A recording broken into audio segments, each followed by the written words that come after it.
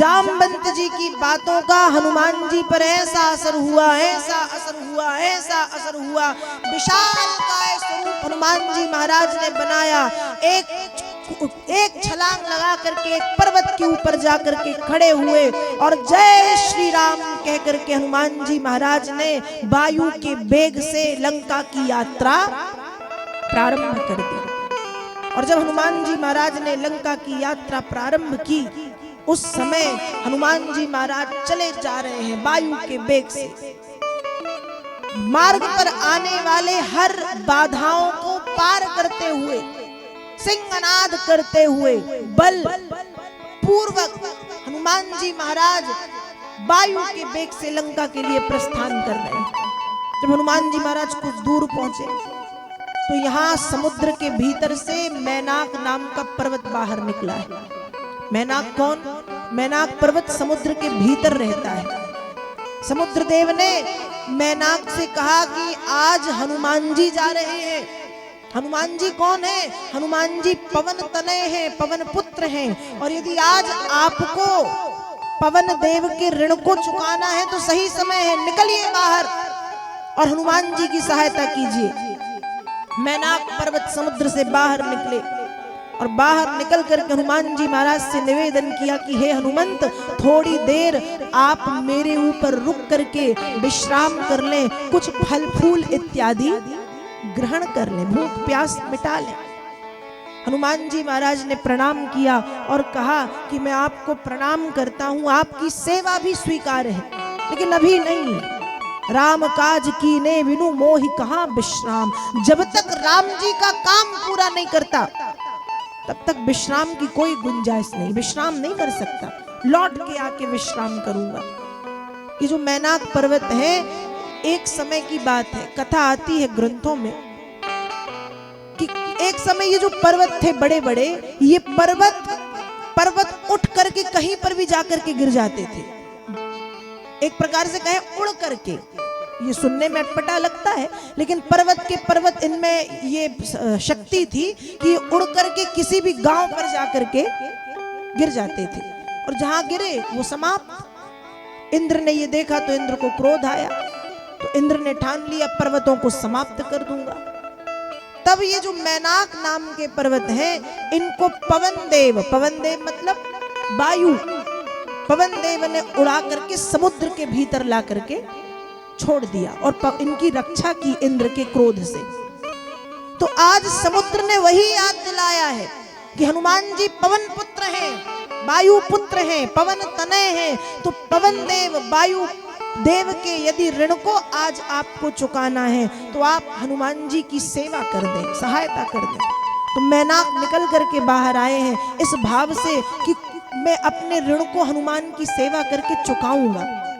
लेकिन हनुमान जी महाराज ने उत्तर दे दिया कि नहीं, रुकना ही नहीं। जब तक राम जी का काम पूरा नहीं होता, जब तक सीता मैया का पता पूर्ण तरह से नहीं लगाता,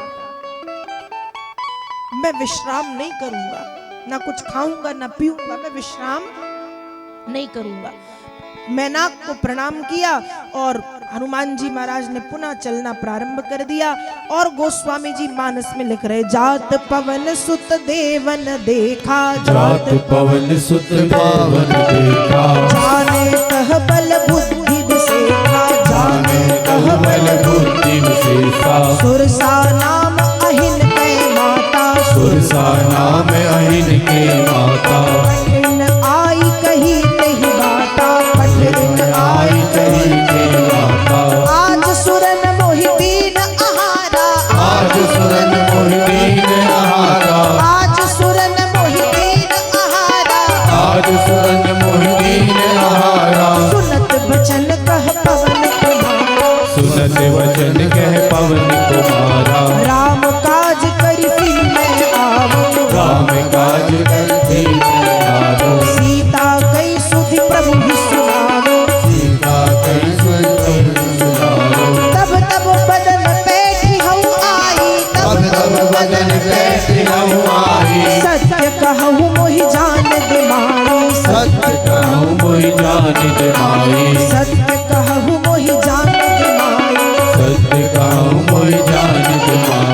कबले हूँ जतन दे ही नहीं जाना, कबले हूँ जतन दे ही नहीं जाना। ग्रससी न मोहि कहे हनुमाना, रोहि कहे हनुमाना। जो जन भरी तेरी बदन पसारा, भोजन भर तेरी बदन पसारा। कपितन कीन तु गुण बेस्तारा, कपितन कीन गुण विस्तारा। सोरह जो जन मुख तेहि भयउ, सोरह जो जन मुख तेहि भयउ।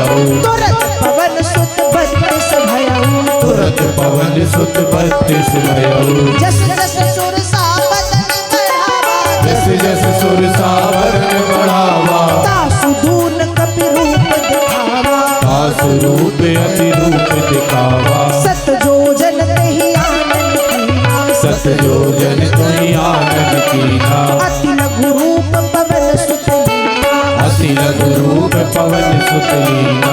अति लघु रूप पवन सुत लीना, अति लघु रूप पवन सुत लीना।